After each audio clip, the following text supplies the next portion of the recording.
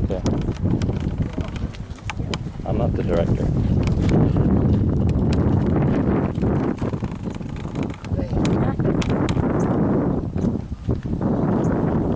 Are you ready? Good. My name is Reverend Bill Clark, and I'm Tom Clark's brother, his brother-in-law, and I have done a couple of services for the Caldwell Samuels family. So it's nice to be back and to do this final service for Marcia. I did Chuck's service, I did Norm's service. I helped marry these two, so that was kind of fun. Yeah, and Jenny and Kevin too. And Jenny and Kevin too, that's right. And look what they got. So I think I do a good job. Well, it's also at Marcia's request that you're here too. Yeah. Oh, really? Yeah. Oh, she definitely. So welcome today. We're going to begin our service by lighting a memorial candle. It's symbolic, so if it happens to go out, please don't be alarmed. But the eldest child will come forward to light that. Old joke.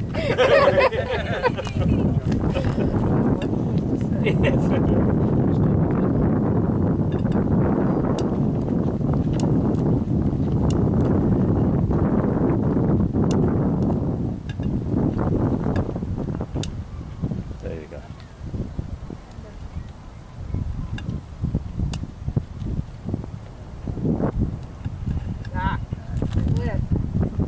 You will stay as long as you can. Well, All right.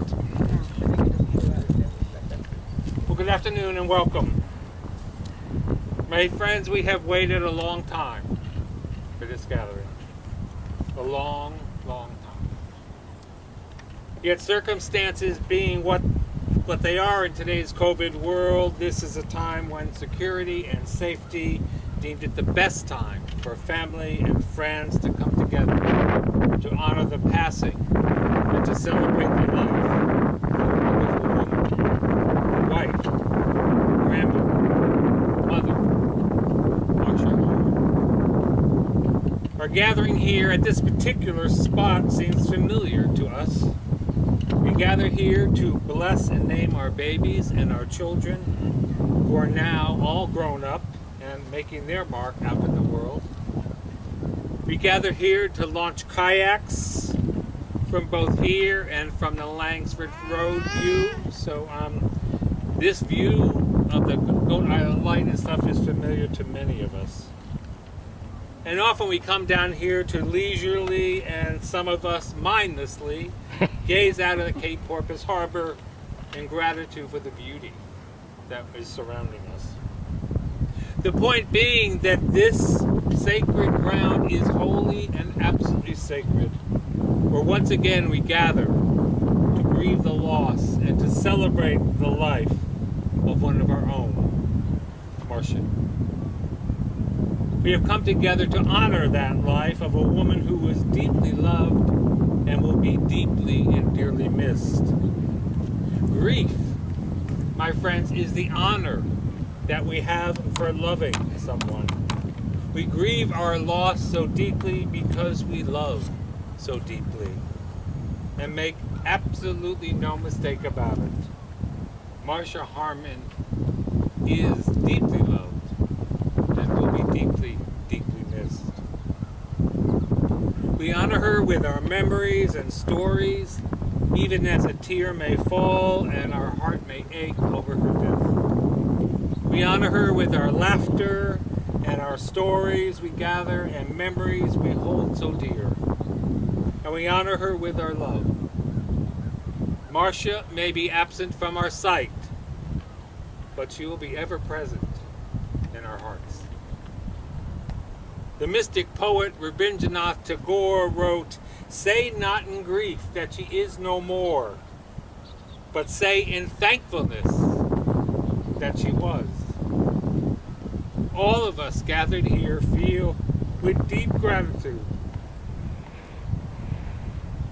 and deep appreciation for the love and for the life of Marcia. So it is on this day, at this hour, we gather to come together to honor her passing and to absolutely celebrate her amazing life. Grieving, honoring, and celebrating are holy acts, my friend. We have gathered on sacred ground. I invite you to join me in the meditation. The first will be a good old Unitarian Universalist prayer. The second one will be the Lord's Prayer. Spirit of all life and love and grace, Spirit in the skies and grasses and trees, in the oceans, the rivers, and in human souls, be with us here and now as we gather to celebrate the life and mourn the loss of Marcia Harmon. We ask that you look well upon our gathering this day. We ask that our hearts remain open to all the love, the sorrow, and joy that abounds. We ask that our minds be free to remember and recollect all of our cherished moments and memories of Marcia, Grammy, Mom, her smile, that laughter, and her absolute love for life. We ask that in some way our weary spirits may be soothed by the harmony of love as we share together the life and death of this beloved family member. This we pray in the name of all the helpers of humanity, those living and those not. Their daughters requested that we recite the Lord's Prayer together. Let us begin. Our Father, who art in heaven, hallowed be thy name. Thy kingdom come, thy will be done.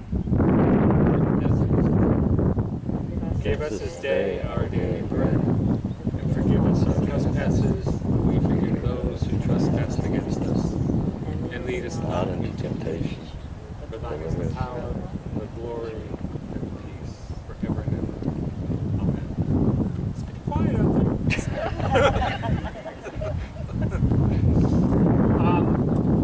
Our first reading this afternoon,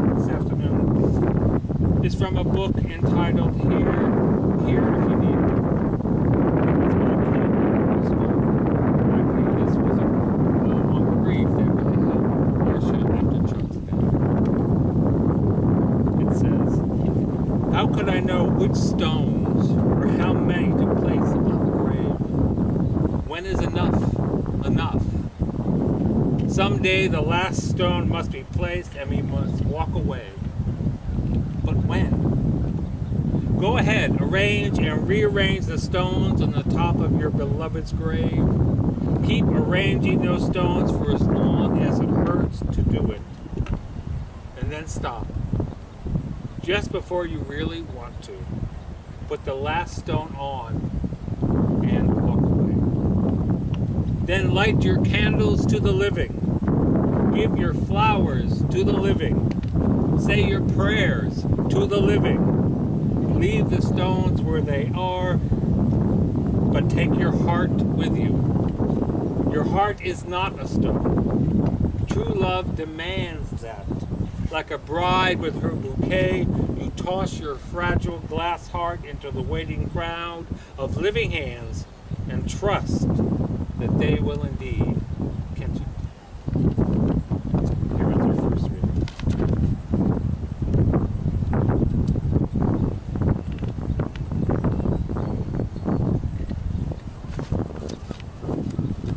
Our second reading is by the poet Ralph Waldo Emerson.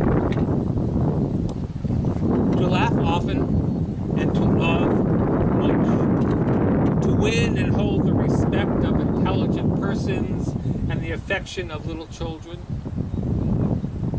To earn the approbation of honest critics and to endure, without flinching, betrayal of false friends. To appreciate beauty always, whether in earth's creation or humanity's handiwork. To have sought for and found the best in others, and to have given it oneself. To leave the world a wee bit better than one found it, whether by a healthy child, a garden patch, or redeemed social condition. to have played with enthusiasm, laughed with exuberance, and sung with exaltation, to go down to the dust and dreams knowing that the world is a wee bit better, and even a single life breathes easier, because we have lived well. This is to succeed. Your hands are readings. This is to have succeeded, to know that the world is a wee bit better and that a single life breathes easier. It's interesting that even in today's seemingly fast and high technological world, these stories. Emerson does not mention fame or fortune or power and prestige as key elements to a successful life. Not at all. He states it simply and quietly, without fanfare or clashing cymbals. In this way, I believe he was thinking along the life of Marcia Harmon. There is no denying that Marcia had a passion for life and all that went with it. One of her favorite writers, the mystic poet Kahlil Gibran, wrote about death, stating, "You know the secret of death, but how shall you find it unless you seek in it the heart of life?" This speaks to the life and the death. Laurie, her daughter, not the oldest one, inside joke, wrote that growing up, mom taught us a lot about life. From birth control, how to pinch a penny, cooking, which she loved, but most importantly, the love of life, even in challenging times. This sentiment was clearly expressed by her daughters and her grandchildren. Life is for the living, is what Marcia always said. Her daughters to her granddaughters all spoke of their mom or Grammy in terms of the skills for cooking, entertaining, being truthful, and frank. Even if the message itself perhaps made you cringe. That's a direct quote. Because she felt she learned this from her Grammy. This is what Rosie wrote. It's being a bit too blunt, a bit too open. Her sweet daily morning love for chocolate was one of those things that Rosie cringed. A bit too honest, and even a bit too mean. But Rosie adds, you never had to guess what Grammy was feeling when she was there, unless she wanted you to guess. But Rosie went on to state that that's how she wished she could, and how she wished she could be. All of her daughters and grandchildren spoke about Marcia and Chuck's ability to cook and for lavish dinners. Lobster, red wine, clam bakes on Debbie's dock, red wine. Their sense of humor and their style of red wine. It was their love of traveling, to trips to St. Croix and to Hawaii, which instilled in her daughters and her grandchildren the similar love of traveling. My own memories of Marcia center around two occasions. The first was when my brother Tom married Marcia's daughter Libby. Little Tommy Tucker's getting married. Marcia was kind enough to make a very small beanie. That's the material of the compromise. I thought, okay, she gets me. She got the fashion sense. I had no hair, I get her.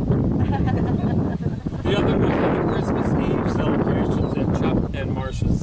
I would join once, and it became a tradition, I would join Libby and Tom as they visited. I had my first taste of Marcia's eggnog. Anybody here tasted Marcia's eggnog? Wham! I was the last student. I remember getting back to Land's End and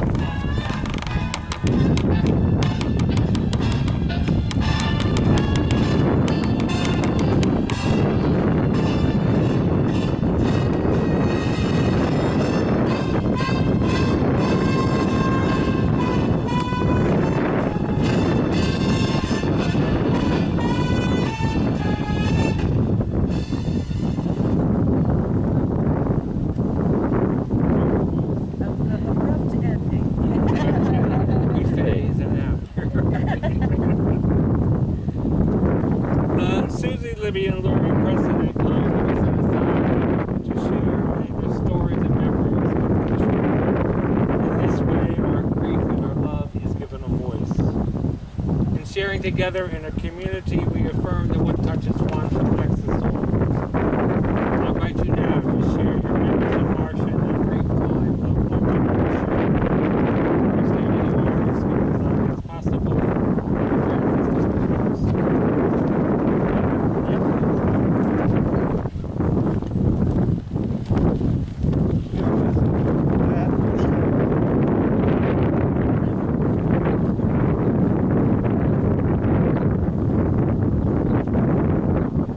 I'm Fred. Marcia's nephew is Ginger.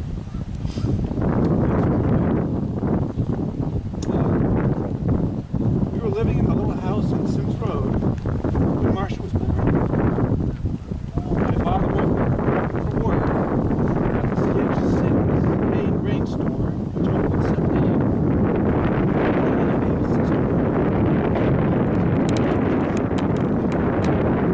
I reported this in a note, which I left for Helen.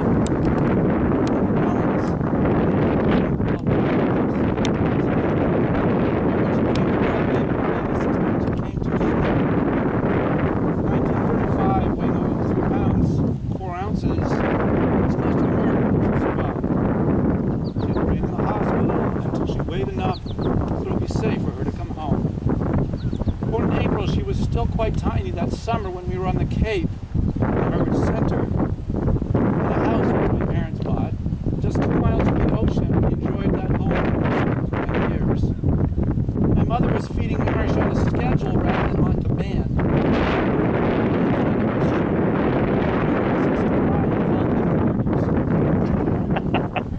Surely the child was surprised we're responsible for Marcia's later development of a lusty lung power. At their 9-year age difference, there was little or no connection between the two of us until 1945 when I returned from the Navy and was living at home. Marcia was in high school at the time, and she expressed frustration having to hear me play the piano at all hours when she was trying to do her homework. She just really wanted to come down and sing some Frank Sinatra.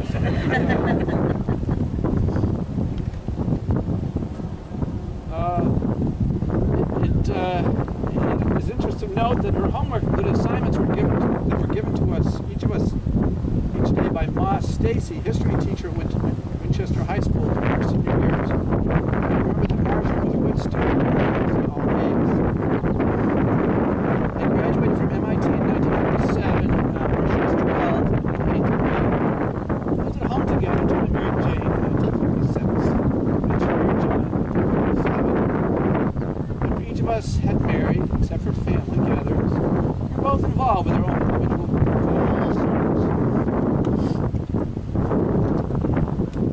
Paige and I spent many wonderful hours together with Marcia and Chuck over the years. We visited Bermuda with Chuck's brother Don and his wife Bea joining us. I remember that after a trip to the Gibbs Lighthouse, we had lunch at King Henry VIII pub. We were on mopeds, and Marcia had some difficulty riding home after drinking wine with her lady. She rode a short distance back to the Mermaid. Unfortunately, speed limits are low in Bermuda, and she was safely without our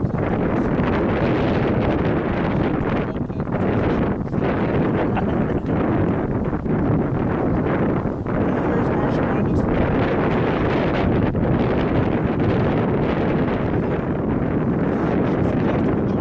Big Bang Cruise.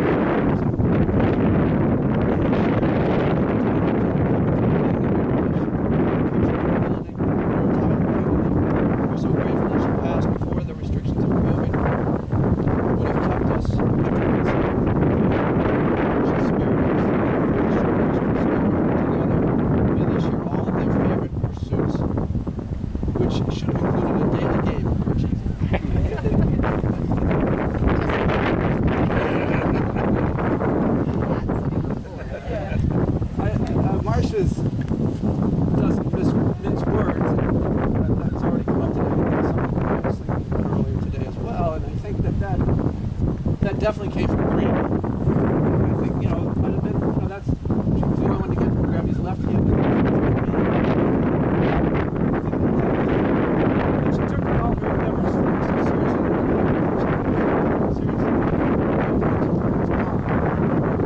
All of a sudden she was, you know, had this pizza garden that had baked potatoes and fried green tomatoes, driving into the running a bookshop in that garden, and then life, this wonderful life, paperwork is,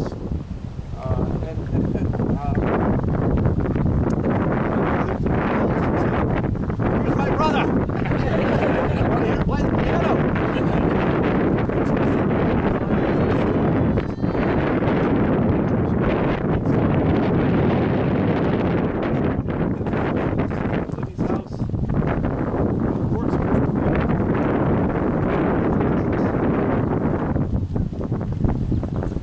So I'm Ginger, Marcia's niece, obviously, and so my remembrances are of I was little, I had two older brothers, and they were all working, and I was very happy to be where I was a jumping on beds. And Marcia always let us know when we were making too much noise, but I don't think we cared very much. Even though she made her wishes known that we didn't know. My father yelled. Well, right.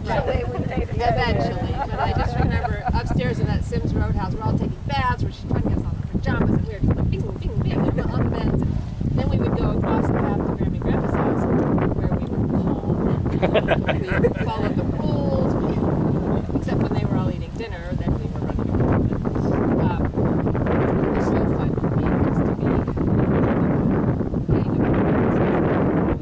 boys. Marcia was opinionated, as we've all heard, and you never had to worry about what she was thinking, because she would tell you. And I was thinking last night, you know, what I hadn't really thought about this in this way before, but I don't really mince words like that.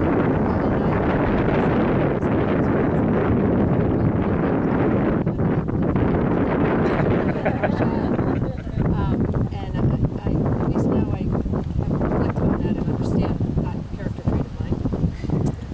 And I always appreciated it because you grew up knowing where if your skirt was too long or too short. It either came from Grammy or Marcia. She carried on after Grammy's death, so it was perfect. But it was also very traditional in terms of family, and in terms of history, and in terms of making sure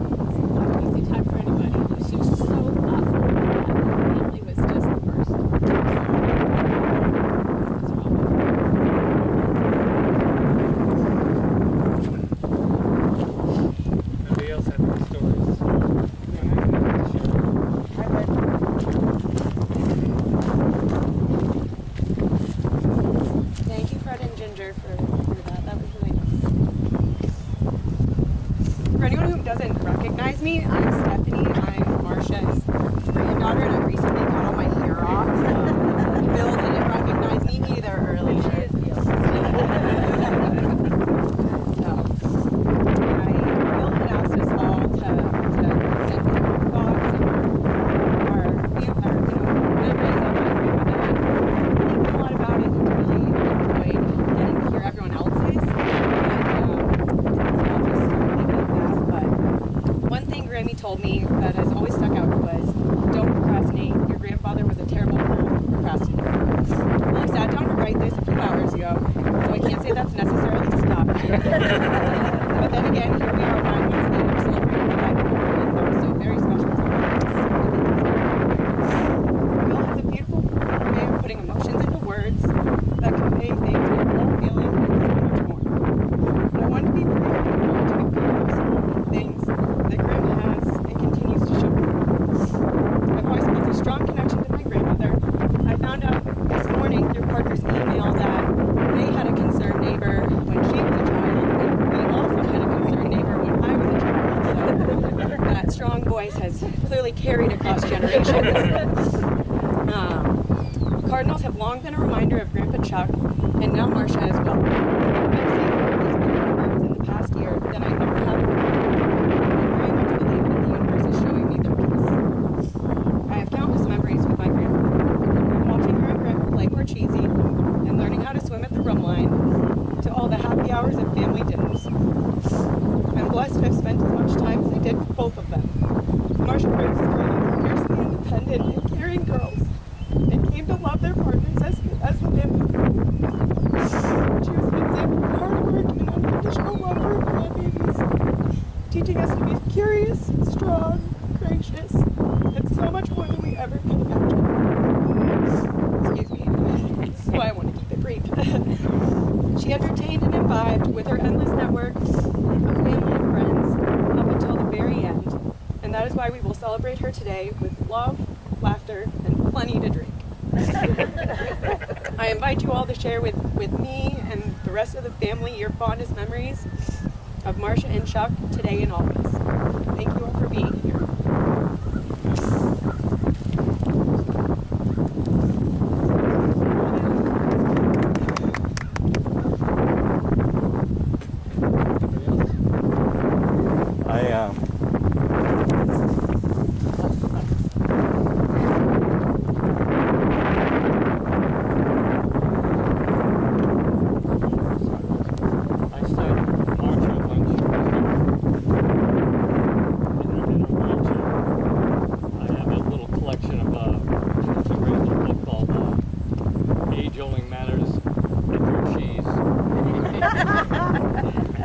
chance to pick it up. I found this quote and then I forgot to bring it up because I printed it out, had it framed and brought it to her at Huntington Commons, and then I forgot it, of course. So thanks to the internet, I found it again, and I found out that it's a writer, Drea Stark, who was a British writer in the World War, between World War I and World War II. She was a woman, a travel writer who was unique in that she not only wrote about where she traveled, and most of her travels were in the Mideast, and at this point, being a single female, that was remarkable. And she not only wrote about her travels, but about the people also. So for me to find this quote and to realize that so much about Marcia, it's just kind of fitting. So this is the quote I found. Good days are to be gathered like grapes, to be trodden and bottled into wine, and kept for age, to sip at ease beside the fire. If the traveler has vintaged well, she need trouble to wander no longer. Moments glow in her glass at will.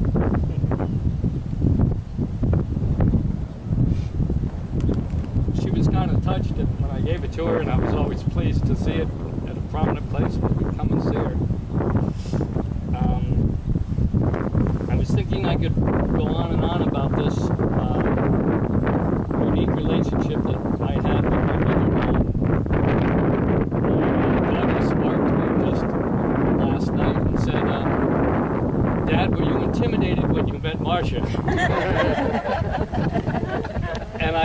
laugh because I said, as has been alluded to here, Marcia wasn't the full-blown matriarchal Marcia yet when I met her. Her mother was still alive. And I had a brief time to meet that infamous Grammy, which was when I walked into, she was in Huntington Commons also, and there she was in her chair with her glasses, even though I was told she was legally blind.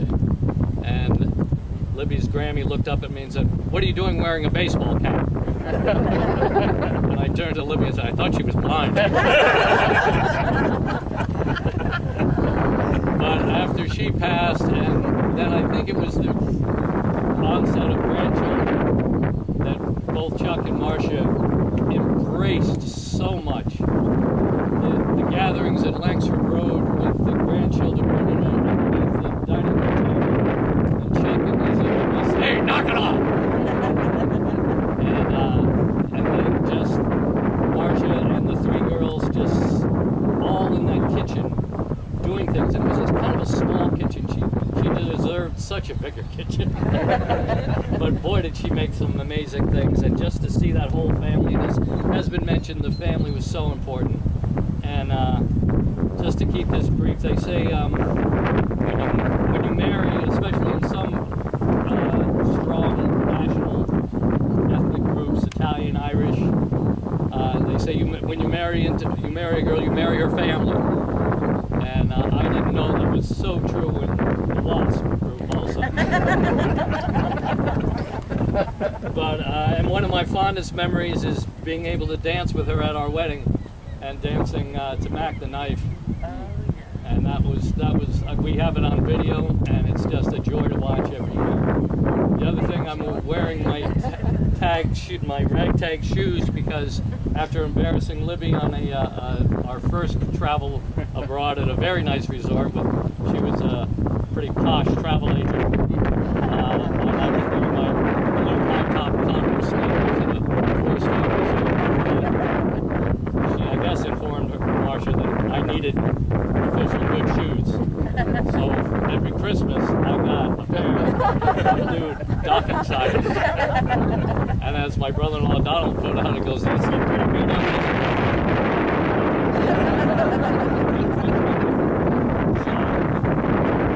So with the shoes and all.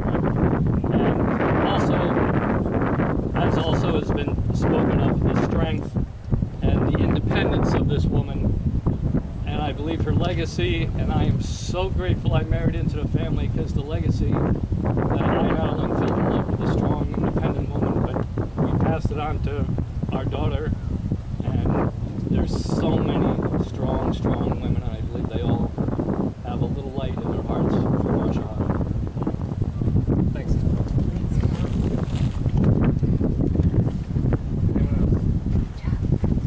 I can tell a quick story. Well, number one, Marcia and I were kind of kitchen students as in college. New London. So we always had that kind of a connection. My mother also was a graduate from as well. One time we were sitting around the table with Nicholas.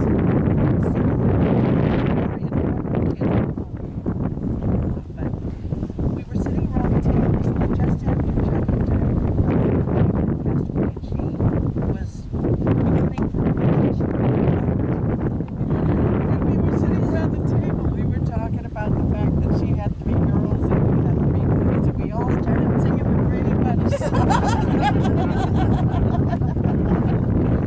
Oh, and Marshall just was tickled by that, very much so. But anyway, that's all I have to say.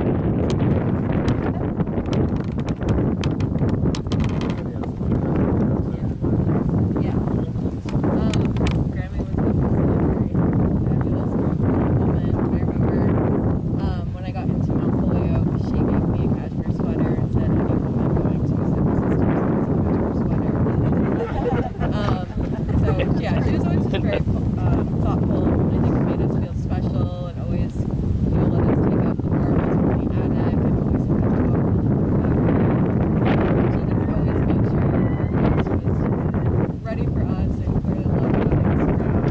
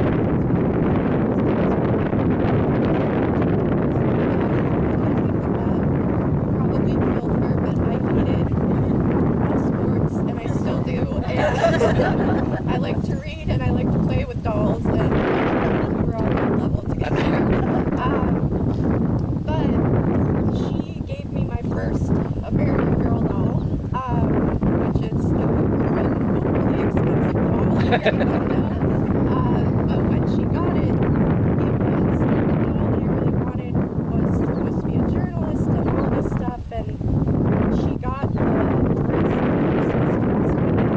she saw it and she thought, that's too plain. We need to spice it up. And so she added embroidery, she added little pins to it. And then on top of that, for 2 weeks leading up to Christmas Eve, because she gave it to me after church on Christmas Eve because she couldn't wait for Christmas morning. She brushed the dolls hair every night because despite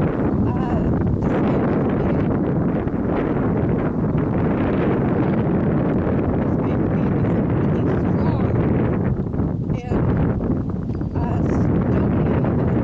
witty and funny woman, she also had little bits of kindness and intimacy.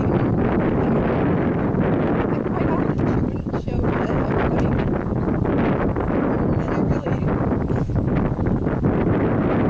appreciate that about her.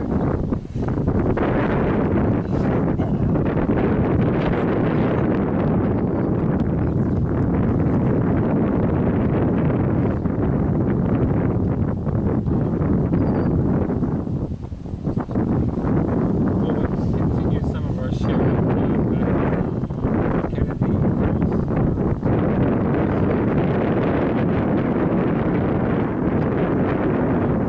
And now must find a way to say a final farewell. We will be saying goodbye to her for the rest of our lives, and yet we will never fully be able to say goodbye because all our memories of her will remain as gifts of grace to bless us on our journey. Her creativity and sense of humor will be a presence and a force that will lead us as her wonder and work in life inspire us. Today we will simply do the best we can to accept this great loss and to keep her memory alive. The poet ended off the tour wrote, "Peace. It's time for parting this year. Would it not be death, but completeness? Then love melt into memory and pain into songs. Like the skyline over the nests, with the last decade being gentle, like the flower of the night. Stand still, O beautiful end, for a moment, and say your last words in silence. I bow to you, and welcome my way.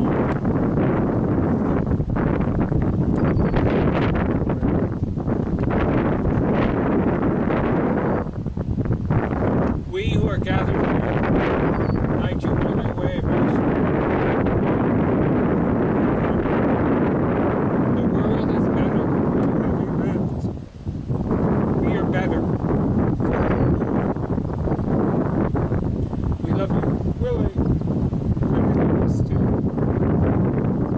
And my friends, may the peace that passes all understanding, the peace that lives in this world with all its rarity that cannot be taken or give away, the peace that lies like a mystery in all of nature and our innermost souls, may that peace reside with us now in our hearts to bless us and forevermore.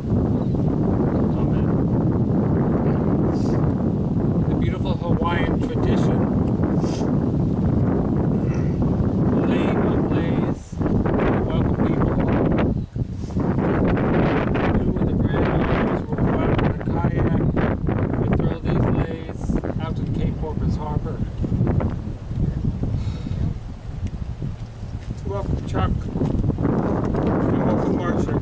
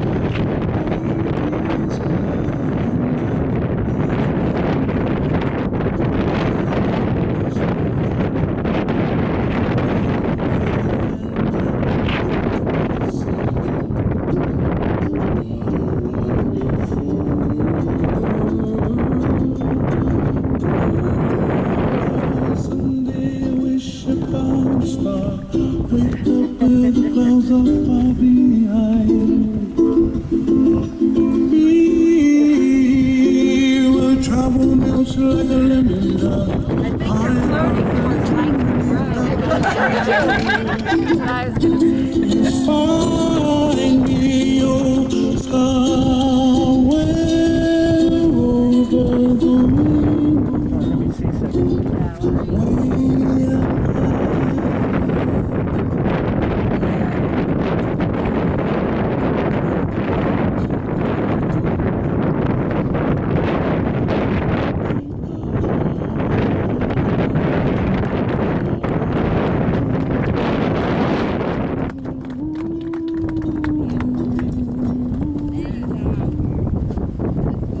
Nice job, ladies.